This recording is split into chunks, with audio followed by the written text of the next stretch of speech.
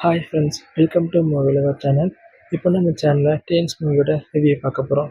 So வாங்க வீடியோக்குள்ளே போகலாம்.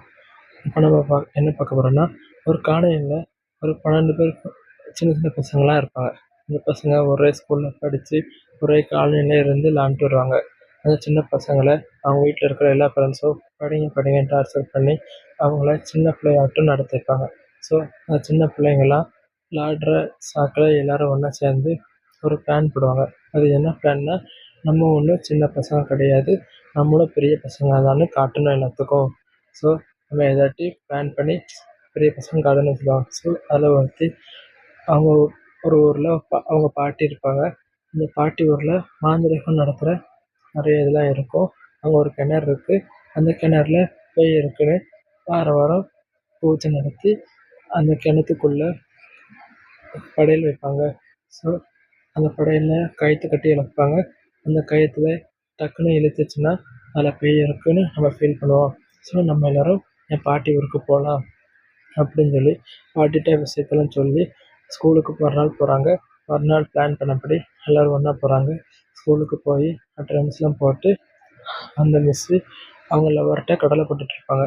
ஸோ கடலை போடுற சாக்கில் எனக்கு வயிறு வலிக்கு, எனக்கு யூரின் வருதுன்னு அந்த பிள்ளைங்களாம் சேர்ந்து பாத்ரூமில் போய் அவங்க கொண்டு வந்த மாற்று ட்ரெஸ்லாம் போட்டு மாற்றிட்டு இந்த ஸ்கூல்லேருந்து எஸ்கேப் ஆகுறாங்க. ஸோ எஸ்கேப் ஆகிற அந்த வழியில் ஒரு பையன் இருக்கான்.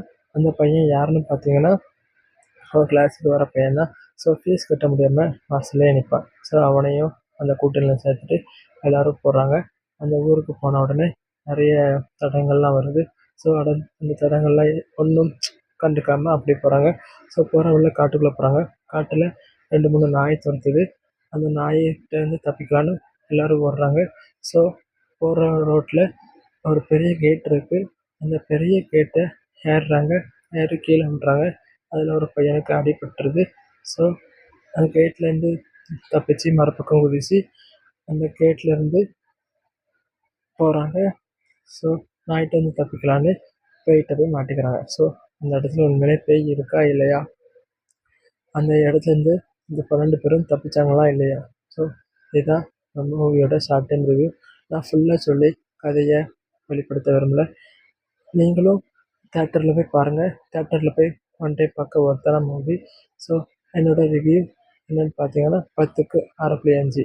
ஏன் 6.5னா அங்கங்கே கொஞ்சம் லேக் இருக்குது. ஸோ அந்த லேக்லாம் கண்டுக்காமல் பார்த்தீங்கன்னா இந்த மூவி ஒரு நல்ல மூவி தான். ஸோ ஹாரர் த்ரில்லர் ரசா தேட்டரில் போய் பாருங்கள். So bye, see you next video. Bye guys. நீங்களாம் பண்ண வேண்டியது ஒன்றே ஒன்று தான். என் சேனலுக்கு லைக் பண்ணுங்கள், ஷேர் பண்ணுங்கள், சப்ஸ்கிரைப் பண்ணுங்கள். நான் இதாட்டி தப்பு சொன்னேன்னா கமெண்ட் பண்ணுங்கள்.